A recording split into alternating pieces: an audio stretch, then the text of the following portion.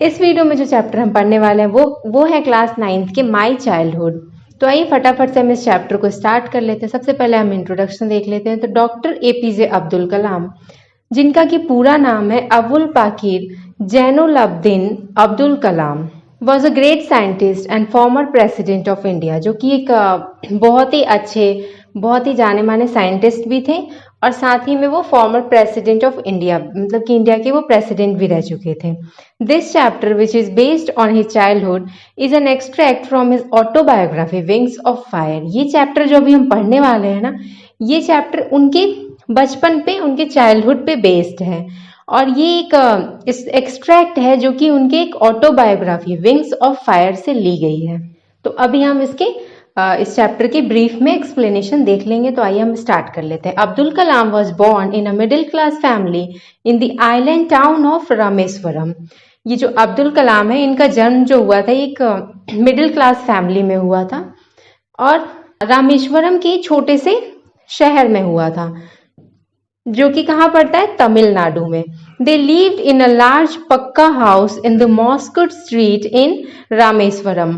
वो क्या, एक मस्जिद है, उसी के पास में एक बड़े से, मतलब बहुत बड़े भी नहीं, एक नॉर्मल से पक्का हाउस में रहते थे रामेश्वरम में। His father Jainuladin was neither educated nor wealthy but was very kind-hearted.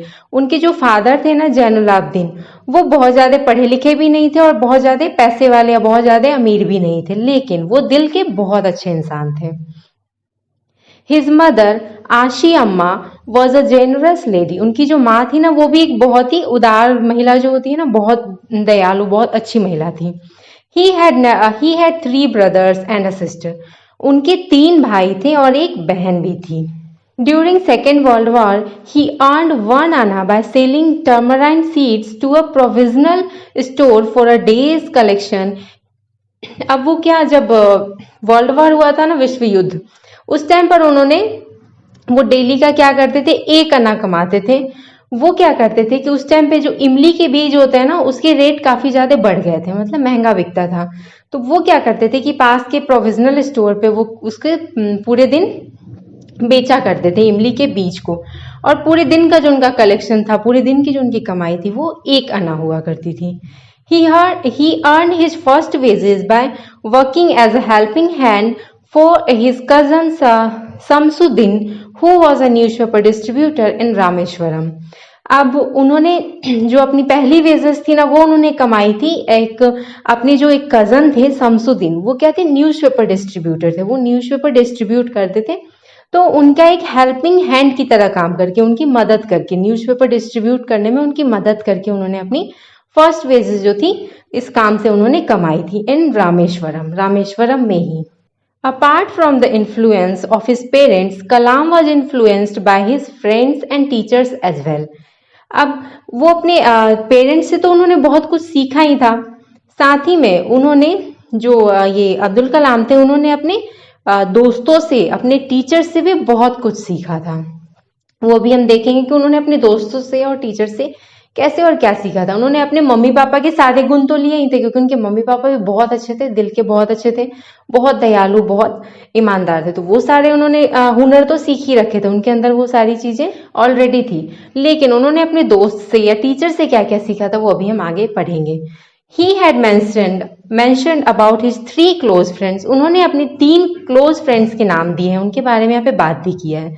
सबसे पहले रामानंद शास्त्री, दूसरे हैं अरविंदन, और तीसरे हैं एंड शिव प्रकाशन।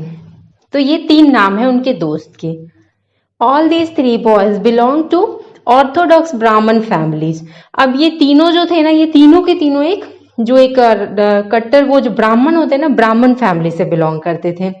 As children, they never felt any religion difference among themselves. अब ये सब जो बच्चे थे ना, ये सब आपस में, मतलब एक बहुत अच्छे दोस्त थे ये सब। अब्दुल कलाम ने जो ये 3 दोस्तों के नाम बताए ना, ये और अब्दुल कलाम, ये चारों बहुत अच्छे दोस्त थे, और इन लोगों के बीच में जो रिलीजन होता है ना, कास्ट होता है, इसकी वजह से कोई भेदभाव नहीं था। ऐसा कुछ भी नहीं था कि हम एक दूसरे से लंच शेयर नहीं करेंगे या फिर आसपास नहीं बैठेंगे या बात नहीं करेंगे। जात पात का कोई भेदभाव इनके बीच में नहीं था। ये सब बहुत अच्छे दोस्त हुआ करते थे। Once, when Kalam was in fifth standard, he was asked by a new teacher not to sit in the front row along with a Hindu boy.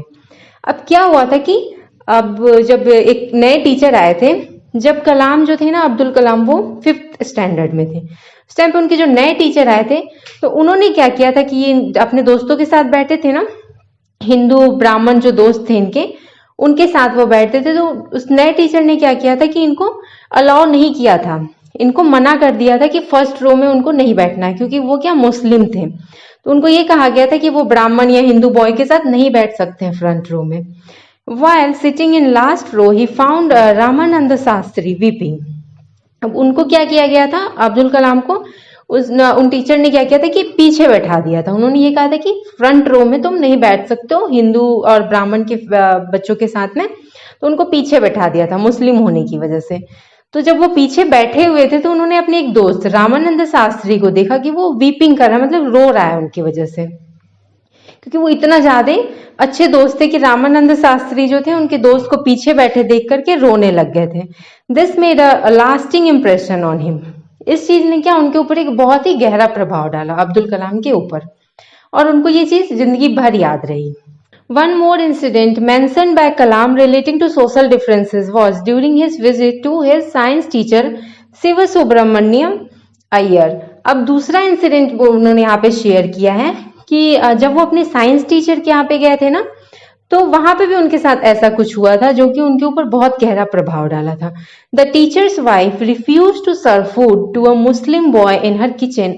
Iyer served him with his own hands.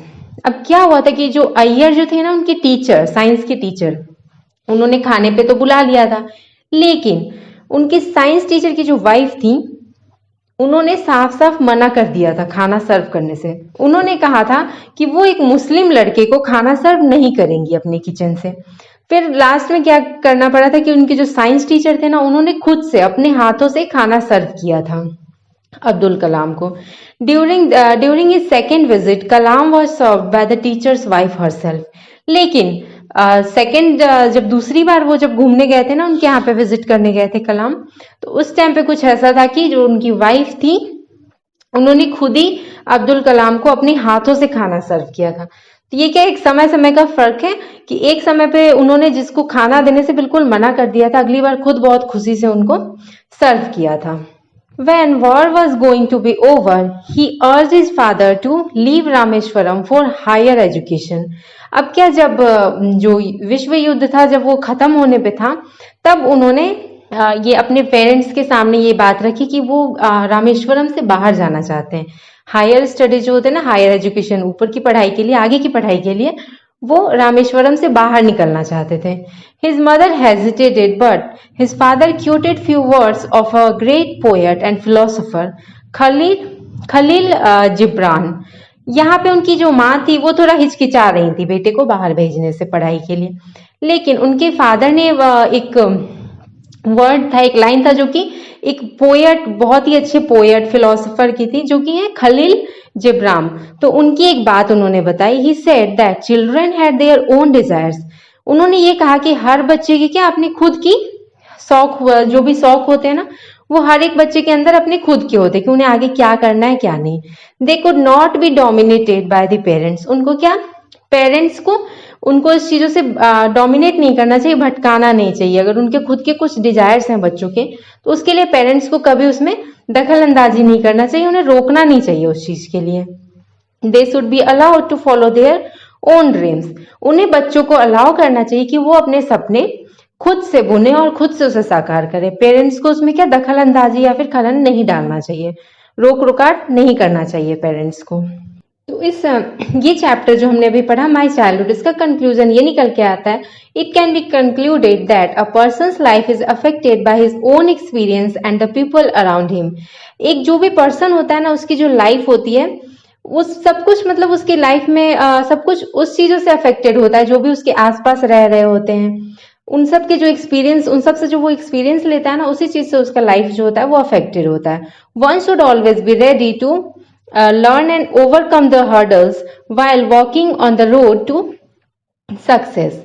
हर एक इंसान को क्या हमेशा से ये चीजें सीख के इन चीजों के लिए रेडी रहना चाहिए, हमेशा से प्रिपेयर रहना चाहिए कि लाइफ में कोई भी जब मुश्किल आता है ना, तो हम उस मुश्किल से कैसे उभर करके और उस मुश्किल से अच्छी चीजें सीख करके हम उस चीजों से आगे निकले।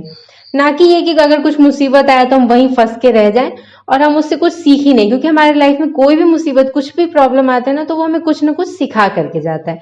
लाइफ का यही मतलब होता है। तो इसीलिए जो भी मुसीबत आए, हम हर किसी के अंदर ये चीज, ये हुनर होना चाहिए कि उस हर्डल्स को, उस मुसीबत को हम पार करके फिर आगे निकले, ना कि एक जगह पे अटक जाए। इसी तरह से हम क्या सक्सेस के रास्ते पे आगे जाते हैं। Thanks for watching and happy learning.